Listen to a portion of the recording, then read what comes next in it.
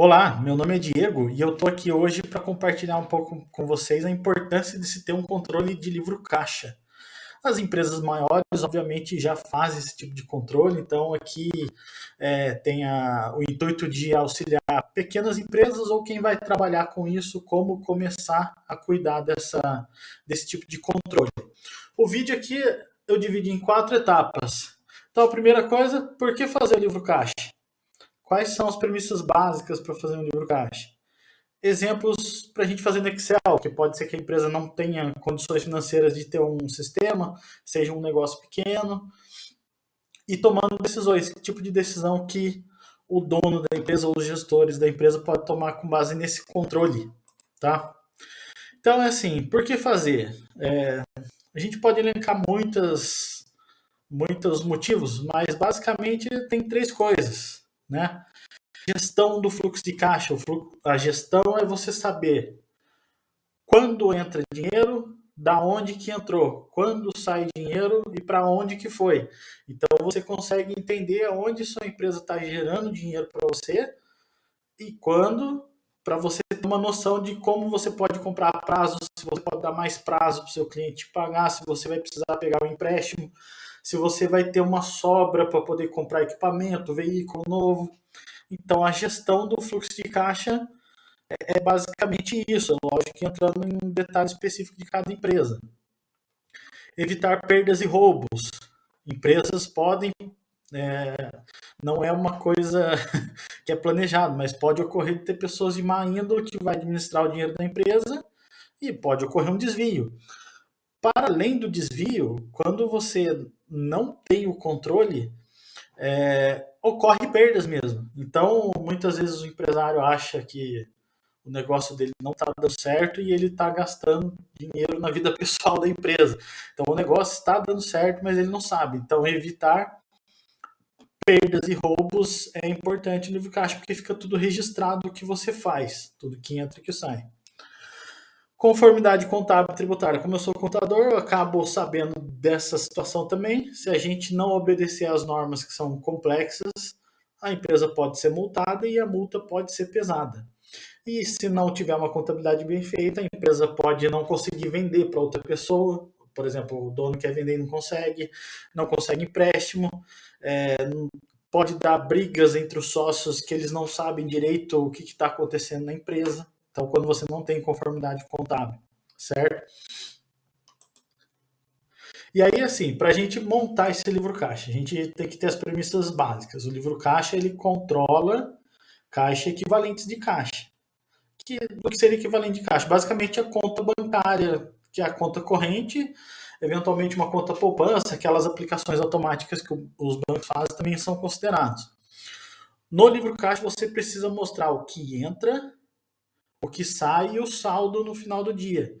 Todo mundo já deve ter acessado o extrato bancário e ver que o extrato bancário ele é basicamente uma figura de livro caixa quando você abre. Ele é ordenado por data.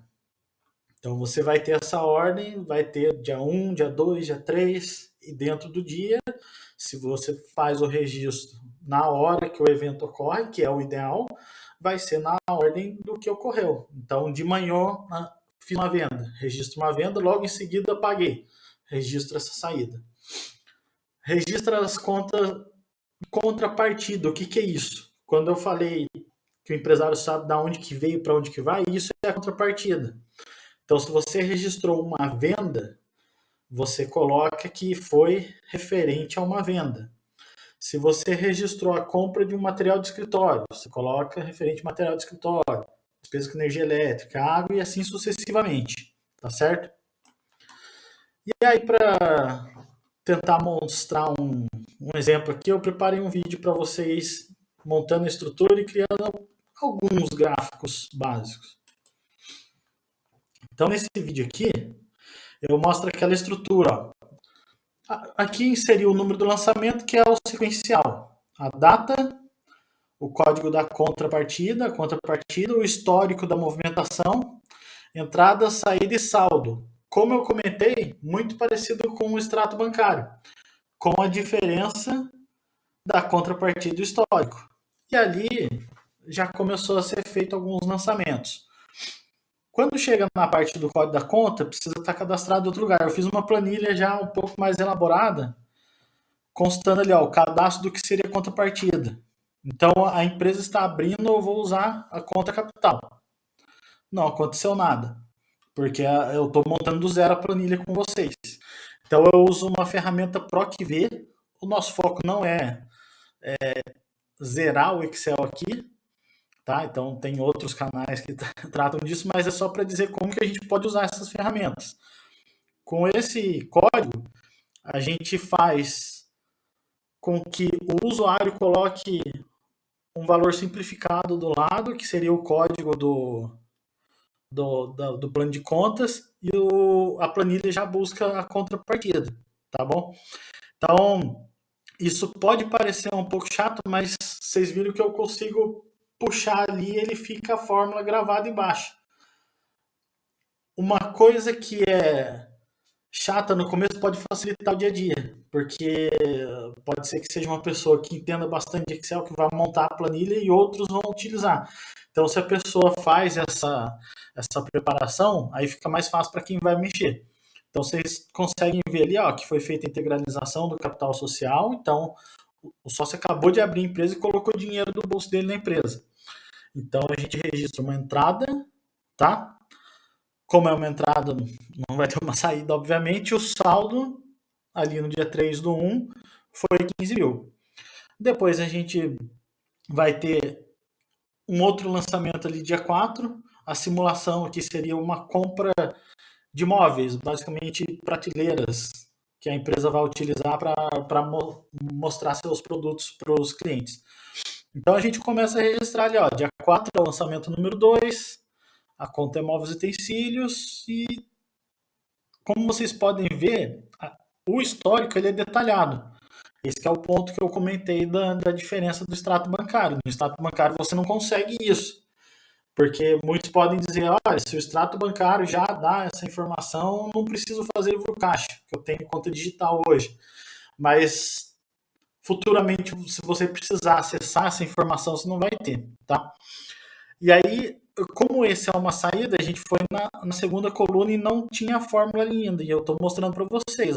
A gente cria uma fórmula colocando o saldo anterior, mais as entradas, menos as saídas. Como o Excel a gente tem essa possibilidade de abaixar ali, com base naquele quadradinho que fica do lado da célula, ele já replica essa fórmula para baixo, tá? E aí depois aqui eu coloquei de uma forma que ele vai preencher um pouco mais rápido a planilha, que aqui, lembrando que é uma simulação, então os lançamentos estão todos aí como se a gente tivesse feito. O exemplo aqui está sendo de janeiro a março de 2023, tá certo?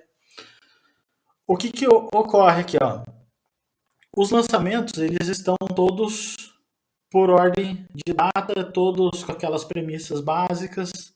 E aí, quando a gente falou da questão do furto, por exemplo, ou do desvio, da perda, como que a pessoa vai se fazer valer do livro caixa para controlar isso?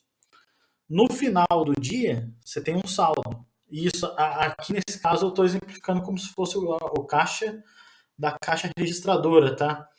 Então você consegue ver ali, no final do dia 9, se a gente for lá na última linha, a gente vai ver que tem R$ 8.143 no caixa. O sócio ele vai ter que abrir a caixa registradora e verificar aquele dinheiro ali. E assim sucessivamente nos outros, se não tiver acontecer algum problema, ou a mais ou menos. Essa parte que eu fiz aí na apresentação é a ferramenta de filtro do Excel que tem em cima. Então eu fiz filtros por vendas, por estoque, e quando a gente seleciona, a gente vê que tem um somatório.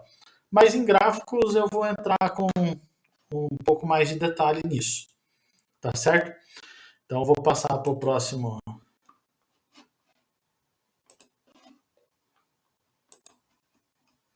vídeo.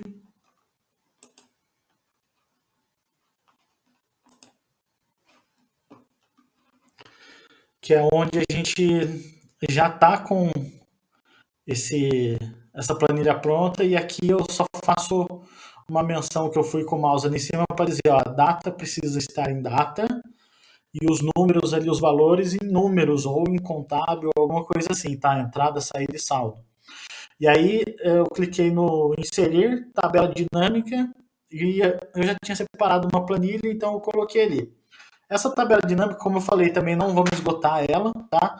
Mas o dinamismo dela está nisso que eu estou mostrando, ó. A gente consegue transferir as legendas que estão na tabela inicial lá, que é o livro caixa, e conseguimos fazer alguns filtros. Por exemplo, que eu peguei aqui, eu não quero ver o que está vazio, eu quero ver só as entradas. Então, vendo só as entradas, eu seleciono e consigo criar um gráfico. Aqui é possível ver graficamente, ó, o que entrou de dinheiro na empresa foi 20 mil. E o número, tudo bem, a gente consegue enxergar, mas no gráfico fica melhor de entender. Ó. A maior parte do dinheiro que entrou na empresa nesse período foi de capital, como dá para ver no gráfico. Tá? Essa coisa acaba sendo muito importante. Hoje em dia tem ferramentas muito melhores, tá? Tem o Power BI, mas a gente está numa situação básica aqui. Vocês viram que eu mexi ali e troquei entradas por saídas, porque agora eu quero ver as saídas. Então aqui de novo a gente tem um gráfico que ele consta qual que é a composição das saídas de dinheiro na empresa. Então você consegue ver onde você está gastando mais. Olha aí, a gestão já consegue enxergar. Eu estou com saldo de caixa no final do mês de R$ 1.500. É muito pouco, mas eu quero saber aonde que eu gastei. Então, olha como o visual fica melhor, tá?